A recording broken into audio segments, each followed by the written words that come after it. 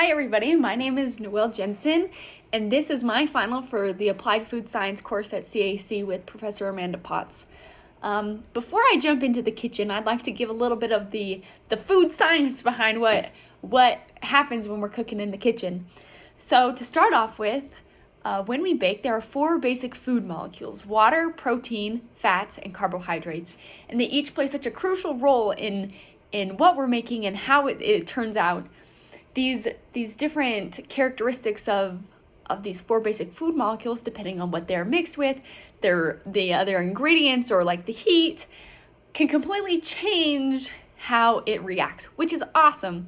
But I'd like to talk a little bit about each of these. The first one is water. Water is great at storing energy.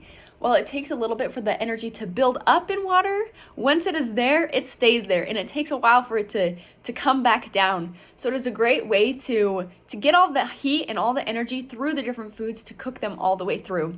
It is also a universal solvent, which means it's great at holding flavors for other things that are soluble. And with that comes great food. The next one are fats. There are 2 different kinds of fats. Different forms. They can either come in solids or in liquids. If it is a solid, it is usually a saturated fat, which comes from animals. And the reason that it is solid is because the form of saturated fats is kind of like a zipper. So they come close together and they stay tight, which means they're not moving around a lot, so they're solid. If it comes in more of a liquid form, it is usually unsaturated, which is usually plant-based, like vegetable oil and olive oil and coconut oil, all these great things. And these fats are actually double bonded, which means while it can maybe go like this, there's always going to be a little double bond in there, so they're never going to line up properly, which means they can move across one another, causing this to be a liquid form. But fats are great for cooking. They can increase cook time. If you fry something, it cooks super fast. And it also is great at trapping flavors and creating a different type of texture within the food. The next ones are carbohydrates. Carbohydrates can come from both plants and animals. Carbs can be used to store lots of chemical energy, usually in the form of like simple sugars or starches. These are great ways to store that energy and to give you kind of like a little burst. Carbohydrates can also be used to thicken different foods. Sometimes in cooking, if you are making like a roux to thicken a soup or to thicken a sauce, you will use different carbohydrates and starches such as like flours to make that thicker. And lastly, there's proteins. Proteins are awesome. Proteins literally do everything. They make up everything, including like our eye color, and helps us like our muscles contract and move. Awesome. These proteins are made up of different amino acids. And what's so crazy is our body needs, I think it's 20 essential amino acids, and 9 of those we cannot get, like our body cannot produce. So it is through cooking and foods that we're able to get those other 9 essential amino acids that our body needs. Protein is also awesome because it changes the flavor of the food based on how it is being reacted upon. Different things can create different textures and different tastes, and it's really just so awesome in cooking. Also, the different exposure can change the different tastes and textures of food as well because of these proteins. So we love proteins. We love all these things. So let's talk about kind of the things of how we cook foods and what we can use. There are 3 different ways of cooking foods. First is conduction, which means there is direct contact from the heat source to the food. An example of this might be cooking something on a pan. The next one is convection, which means there is heat transfer through either liquids like water or air. 2 examples of this would be boiling is a great source of convection, as well as baking in the oven is a form of convection through air heat transfer. And the last one is radiation. A great example of this is microwaves. Microwaves are awesome. You throw something in there, you use those little microwaves, and bam, a great way to cook our foods. There are 2 main types of materials that we use to cook. The first ones are ceramics, which are non-metals, for example, Pyrex or glass pans, and while they might not be great conductors, these are great insulators. There's also metals. Metals are great. There are so many different types of metals that we can use in the kitchen. There's copper, there's cast iron, so many different ones, and these metals are great conductors. Great way to like get that heat from one place to the next. So now that we have a little bit more knowledge about the background and how these different things apply in the kitchen, let's get to the kitchen. Okay, so today I'm going to be making chicken parmesan with mashed potatoes as my starch, the chicken as my protein. I'll be making gravy as my sauce to go with the potatoes, and I will be doing broccoli as my vegetable. So to start off with, I will be cooking the broccoli. Broccoli is a part of the vegetable family, and in the plant it actually comes from the flower. The broccoli is the flower of the plant, and that is what we eat. And to season it, I used a little bit of olive oil, rosemary, which is an herb, and then salt and pepper. I used olive oil to help create a little bit of a Maillard reaction when it is baked in the oven, to give that a little bit of a browning, as well as create a nice texture and flavor to the broccoli. So I'm going to come over here. The broccoli is going to be baked in the oven at 400 degrees.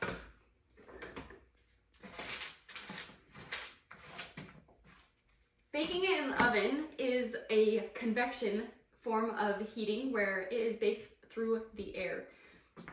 Being in the oven, the air will be able to completely surround the broccoli, giving it a nice way of getting that energy and cooking on. For my starch, today I'm going to be making, like I said earlier, mashed potatoes. So I used a russet potato. There are two different types of potatoes. There are mealy potatoes and waxy potatoes. Russet potatoes are mealy potatoes, which are really good for making things like mashed potatoes, because when they're baked or cooked, they break apart very easily. Unlike waxy potatoes, such as red potatoes, where when they are cooked, they hold their form more. So potatoes are actually not a root, but they are part of the stem. They are called a tuber, which stores all the nutrients from the plant at the very bottom, which is like right below soil level.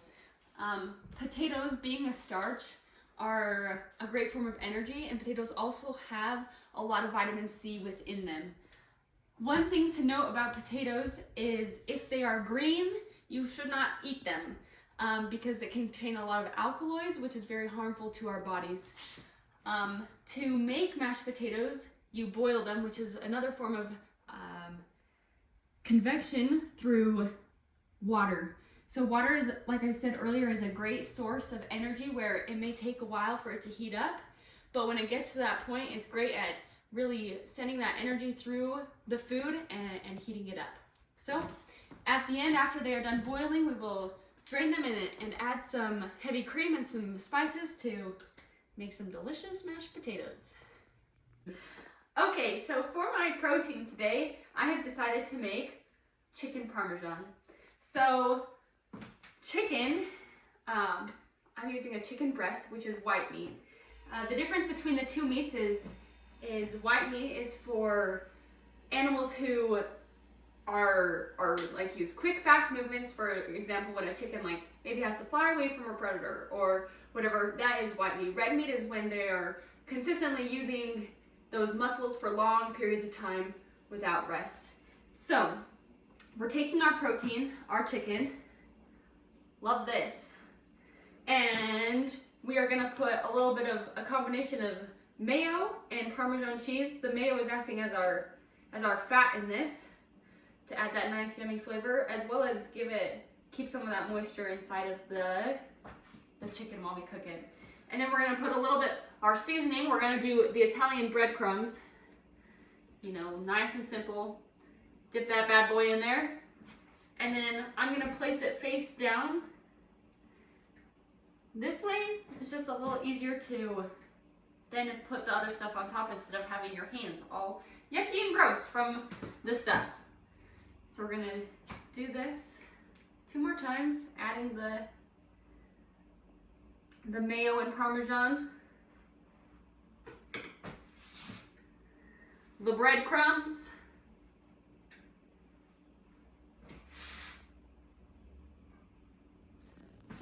And one more.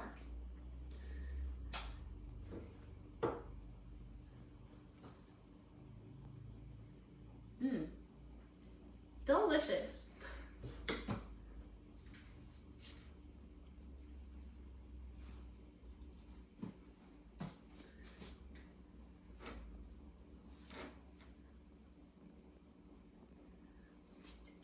After you add the next layer of the mayo and cheese combination with the Italian breadcrumbs, you're then going to put a little bit of marinara sauce as well as some cheese on top and throw that in the oven to bake.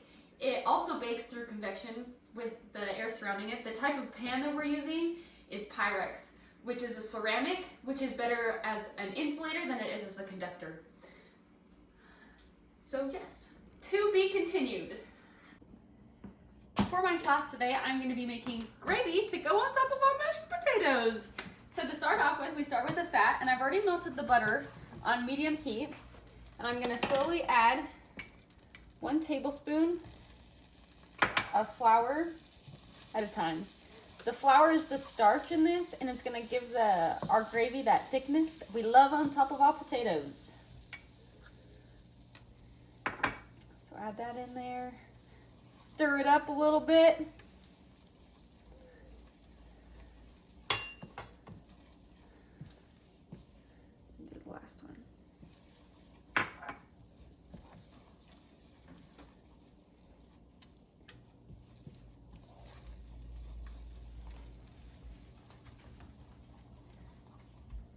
Perfect. So now that it's become a little bit of more of a paste, now we're going to add in our water, which is actually broth.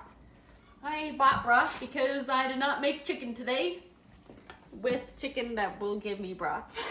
So, went to the store, got some broth, and we're going to add 1 cup at a time. The broth is going to act as a bonding agent to help make I'm going to switch really fast. Make all of our ingredients in here come together. So we're going to do 1 cup at a time just so we're not getting any of those clumps in there. Look at that bad boy. Oh yeah. Okay. So we're going to do 3 total cups of chicken broth. Dun, dun, dun.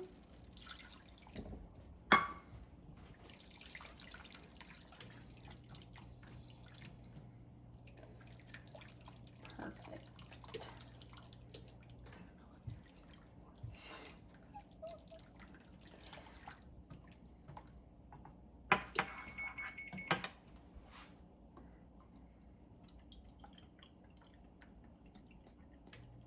And depending on the seasoning that you like, you can add salt and pepper, which I prefer. But also if you want more of a chickeny flavor, or even if you're using a different type of broth like beef, you can get different bouillons to add into it to enhance that flavor and to make it like you want.